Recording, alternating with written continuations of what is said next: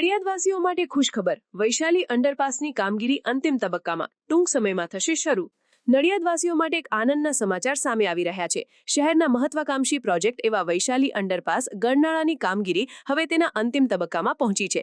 તાજેતરમાં જ ધારાસભ્ય પંકજભાઈ દેસાઈ દ્વારા આ અંડરપાસની મુલાકાત લેવામાં આવી હતી અને ચાલી રહેલી કામગીરીનું ઝીણવટભર્યું નિરીક્ષણ કરવામાં આવ્યું હતું। રેલવે ટ્રેક નીચેથી પુશિંગ પદ્ધતિ દ્વારા ગર્ડરના ભાગને ખસેડવાની અને સેટ કરવાની જટિલ કામગીરી અત્યારે પૂરજોશમાં ચાલી રહી છે। જૂના ગરનાળાને વધુ પહોળું અને ઊંડું કરવામાં આવી રહ્યું છે, જેથી ચોમાસા દરમિયાન ભરાતા પાણી અને ટ્રાફિકની સમસ્યાથી કાયમી છુટકારો મળી શકે।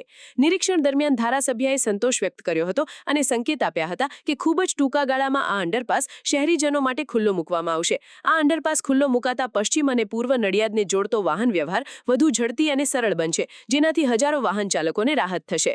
જેની આપણે આતુરતાથી રાહ જોઈ રહેલા એવા વૈશાલી અંડરપાસનું અત્યારે કામગીરી ચાલુ છે અને એની અંદર હવે 8 કરોડ ને 65 લાખનું આ જે કામ હતું એમાં મેઇન જે પોર્શન છે, આ જે પુશિંગ કરીને અને અંદર લઈ જવાનો એની કામગીરી અત્યારે ચાલુ છે અને રેલવેની નીચે આ ભાગ આખો જવાનો છે અને અત્યારે રેલવે પણ ચાલુ છે।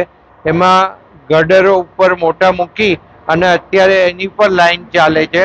એ અત્યારે દેખાઈ રહી ટ્રેન આવે અને આ પુશિંગ કરીને આખું એની નીચે એક્ઝેક્ટ એની જગ્યાએ લઈ જશે।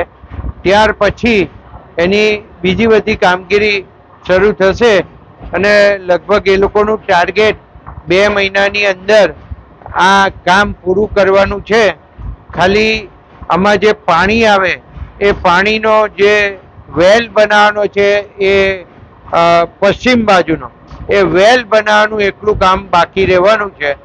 બાકીનું બધું લગભગ કામ પૂરું થઈ જશે એટલે ટૂંક સમયની અંદર આ વૈશાલી અંડરપાસ છે એ 11.5 ફૂટની હાઈટ વાળું આ અંડરપાસ બનશે।